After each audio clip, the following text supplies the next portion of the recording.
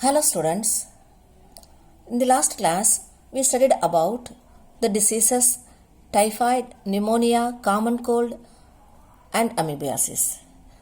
Today in this video we are going to learn about some more diseases like malaria, elephantiasis, ascariosis and ringworms. Some of the human diseases are caused by protozoans too. You might have heard about malaria, which is caused by a tiny protozoan plasmodium. This protozoan plasmodium is responsible for causing the disease malaria. There are different species of plasmodium, Plasmodium vivax, Plasmodium malaria and Plasmodium falciparum. They cause different types of malaria. Among these three, Plasmodium falciparum is the most serious one and can even be fatal. Now, let us study about the life cycle of Plasmodium, the malarial parasite. The disease malaria is caused by a protozoan, that is Plasmodium, and it is transmitted from one person to another person through female Anopheles mosquito. And then this Plasmodium, it needs two hosts to complete its life cycle, mosquito body and human body. When a female Anopheles mosquito bites a healthy person, the sporozoids present in the body of mosquito are injected into the body of human beings. And these sporozoids, they reach the liver through blood. There in the liver, these sporozoids, they multiply asexually and they rupture the liver cells. And these sporozoids, then they attack our red blood cells. They enter into the blood and they attack RBCs. Here also they multiply asexually and they increase in number and they cause the rupture of RBCs. And this rupture of RBCs they affect other RBCs also. And at that time, one toxic substance is released. That toxic substance is hemozoin. And this is responsible for chillness and also high fever recurring every 3 to 4 days. When a female Anopheles mosquito bites an infected person, these parasites, they enter into the body of the mosquito. In RBCs, these parasites, they differentiate into male and female gametocytes. And so when a female Anopheles mosquito bites an infected person, these male and female gametocytes enter into the body of the mosquito. There in the gut of the mosquito, fertilization takes place. Male and female gametes, they fuse together and fertilization takes place in the gut of the mosquito. And sporozoids are produced, and these sporozoids, they reach the salivary gland and they are stored there. And when a mosquito bites a healthy person, from the mosquito, the sporozoids, they enter into the body of a healthy person. In this way, this female Anopheles mosquito, it spreads the malarial causing microbe, that is Plasmodium, from an infected person to a healthy person. Now let us study about another disease, ascariosis.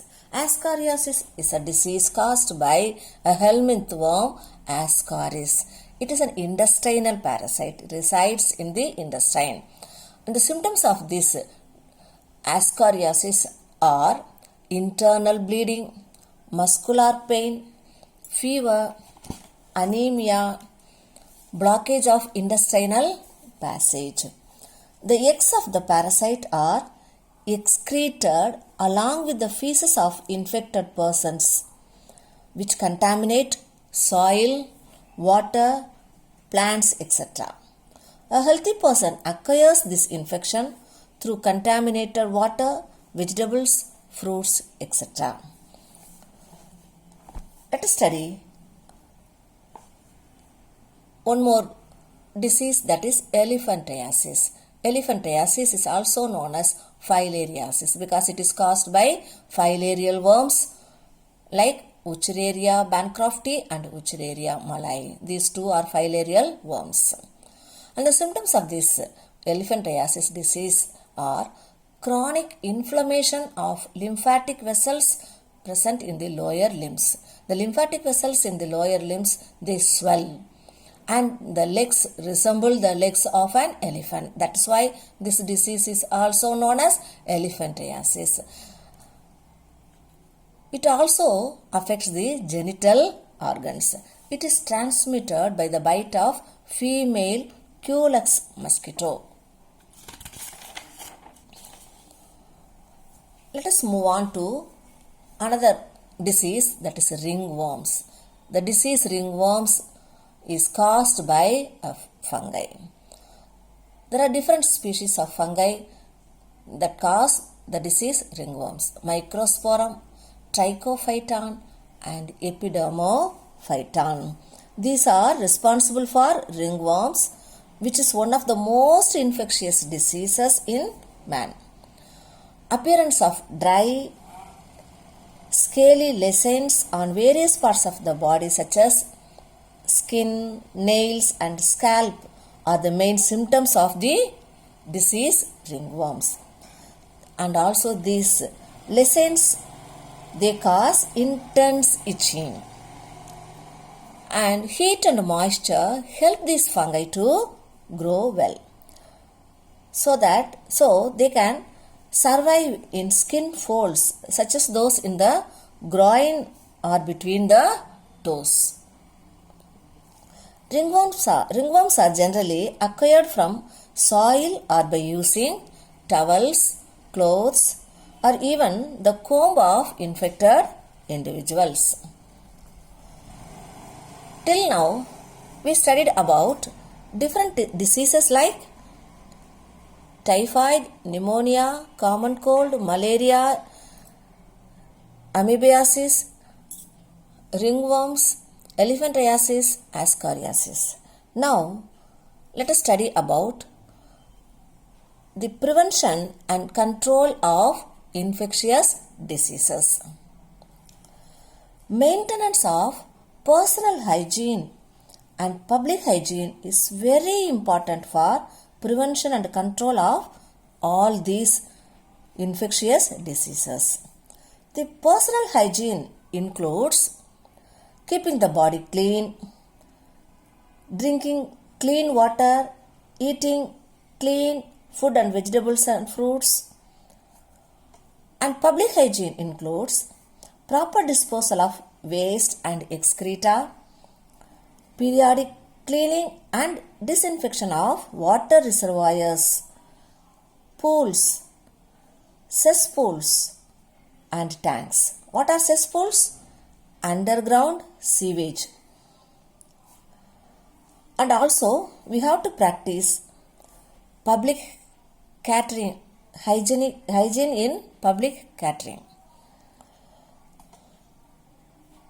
All these personal hygiene, public hygiene and public catering are to prevent, we have to follow these to prevent the infection of the diseases like typhoid, amoebiasis and ascariosis, because these three diseases are transmitted through food and water.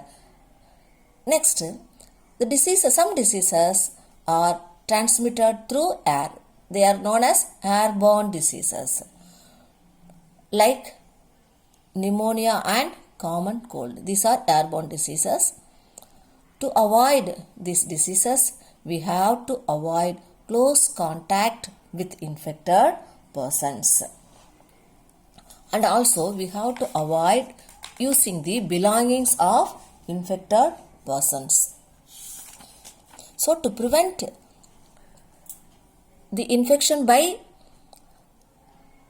contaminated food and water, we have to follow personal hygiene, public hygiene and public catering. And to prevent the infection of airborne diseases, we have to avoid close contact of infected persons, and also we should not use the belongings of infected persons. Now let us study about how to prevent the infection of the diseases that are transmitted through vectors. The diseases that are transmitted through vectors are malaria and filariasis. Malaria and filariasis are transmitted by the bite of mosquitoes. We have to eliminate, first we have to control and eliminate the vectors and also their breeding places. This can be achieved by avoiding stagnation of water in and around our residential areas and regular cleaning of household coolers and use of mosquito nets. And also we can introduce one special fishes, namely gambusia. This gambusia fish, it feeds on mosquito larvae. And also we can spray insecticide in ditches and swamps so that the larvae of the mosquitoes will be killed. And we have to cover our doors and windows with wire mesh to prevent the entry of mosquitoes inside our houses. We have to practice all these measures to protect ourselves from the mosquito bite, because these mosquitoes, they spread fatal diseases like dengue and chikungunya. And the advancements made in biological science have helped us to effectively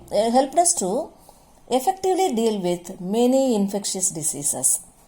The use of vaccines and immunization programs have helped us to completely eradicate the disease smallpox.